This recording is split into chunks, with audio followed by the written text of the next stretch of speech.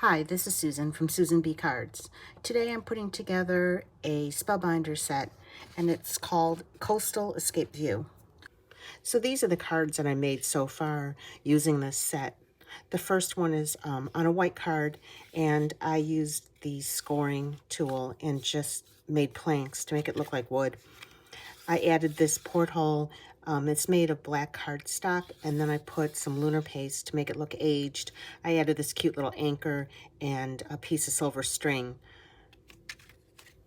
This one is an easel card. It goes like this. And I just used the tropical pieces to make it look like an island. And this is the one that I'm going to talk about a little bit more today. It's acetate, alcohol ink, and some gold acrylic paint. And it's just an underwater scene, and it looks really pretty. And I just added a few more elements. You'll see that later.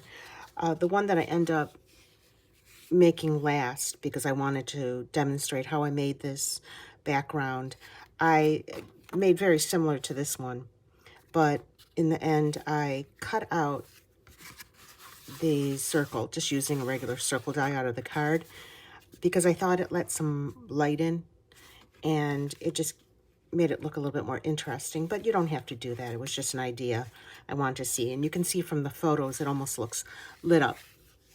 So those are the cards, and I'll show you how I made this background. So I cut this piece of acetate, it's going to be hard to see, down to a little bit smaller than A2 size, because when it's on the card I want there to be a border around the edge. And then I'm using the Spellbinders embossing folder. I'll link it in the description. Everything that I use will be linked in the description. You just have to go below the video, and if you click on those links, it'll take you directly to the products. And using those links help me out. It lets companies know that you find my content useful, and it lets me know too. So I'm going to emboss this. There are other Spellbinders embossing folders that have this circle in the middle, and that's what I'm trying to line up here, because that's where I'm going to put the porthole that I cut out. When I made this background, I didn't really like it. It just wasn't exactly what I was looking for, but I threw it in a box, and I actually considered throwing it away. Once I put this porthole around it and added a few other elements, it really did look like the sea, and I liked it. And even though this folder is a fall folder, because you can see there's like a maple leaf and some other leaves in here, you can't really make them out once the alcohol ink is on here. You can just kind of see some kind of leaves, and it does resemble like vegetation in the sea. So it ended up looking good. So I'm going to go ahead. I placed it so that the circle is kind of near the center, maybe a little bit higher up than the center. But I'm going to go emboss this in my Big Shot, and I'll be right back. You can see that it embossed pretty well. And it is a little bit curled, but you can put something heavy on it later, and that will eliminate some of that curling. And I easily attach this to cardstock just using some tape runner and glue. So I'm going to turn it over so that it is the back side, which is kind of cupped or recessed. I just randomly put on some different colors of blue and green ink. This one is called Mermaid. And I just went through and just kind of dropped it here and there. If it runs off, it doesn't really need to be placed exactly. I mean, that's up to you about how you want this all to look. But I just randomly put down the colors. This one is, some of these are really old too, so I'm not even sure if these are still current colors, but this one is indigo. These are all Ranger inks.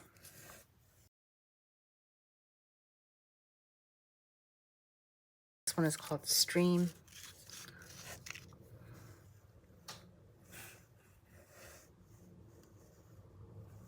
Because the paper's curled, it's starting to move it off the paper. I took some of this alloy. I'm going to just take a little bit of it put this here too. Not a ton. I use a little darker or brighter colors. This one is called Everglades.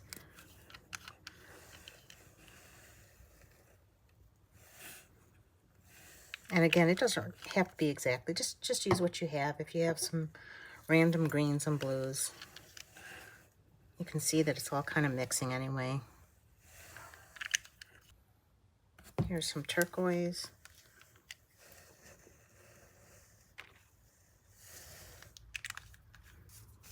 Just so I don't completely stain my hands. One thing that I did find gets a lot of this alcohol ink off is nail polish remover. Try not to get it on my clothes because it won't come off your clothes.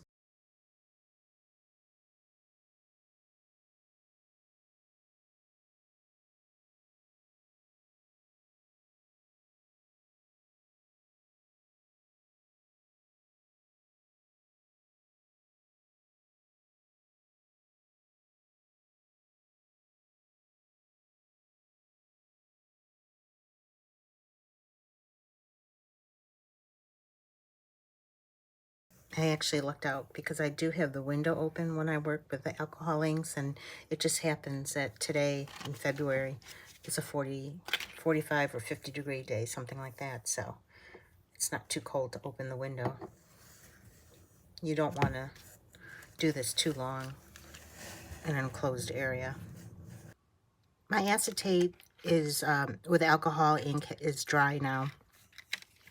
This is gold metallic paint, and it's called Antique Gold.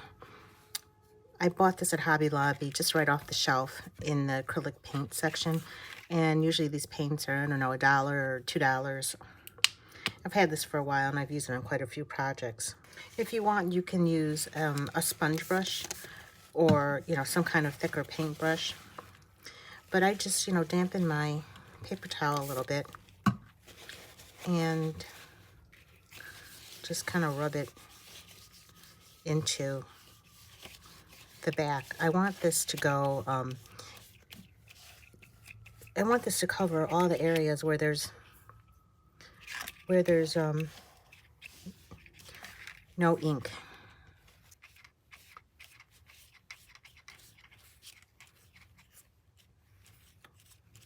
So I'm just using some scratch paper.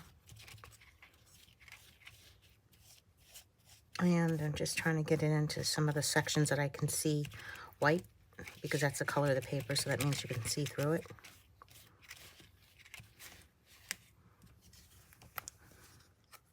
There's one section here that doesn't seem to be covering very well. Let's put a little bit more on there.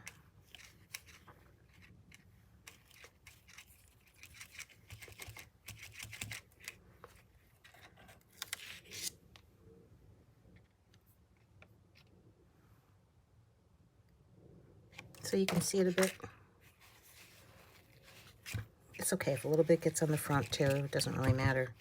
So what I'm going to do, probably put 2 coats of this on here. I'm going to let this dry a little and then come back to it, because it'll be a little bit tacky and it'll take the paint a little bit better. I can see a couple spots like right here where you can still see through it, and I just want there to be a bit of gold. I could also take some if I want and either take some rubbing alcohol and try to thin out some of these dark areas, or I could just apply it with a paintbrush to try to get it in there.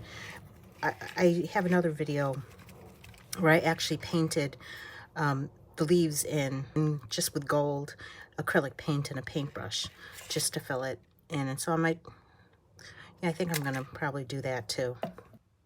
And I'm just going to fill these areas in.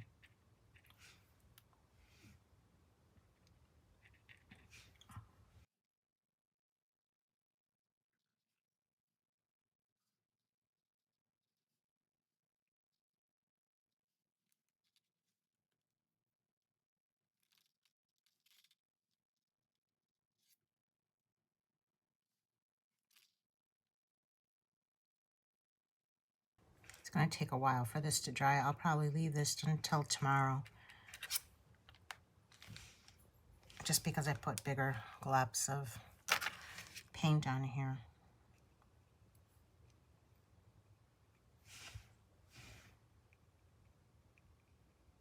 This is what the back looks like. I did end up taking some rubbing alcohol and paper and the paper towel and just kind of thinning out that navy blue. I just felt like it was too dark. And then went back in with some more of the alcohol ink and some rubbing alcohol just to thin it out a little bit.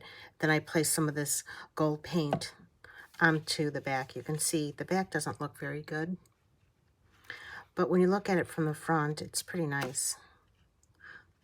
I think this actually came out better than the first one I did, just because I have a better idea what I'm doing. But this one came out pretty nice too. It just has a big streak in the middle, which was originally why I didn't like it so much. So that's pretty much it on how I created this background. All I did was take the same pieces and place them on here. The porthole, the fish, the coral, which is just cut from scraps of inked paper, just regular distress ink paper. The same thing with these leaves.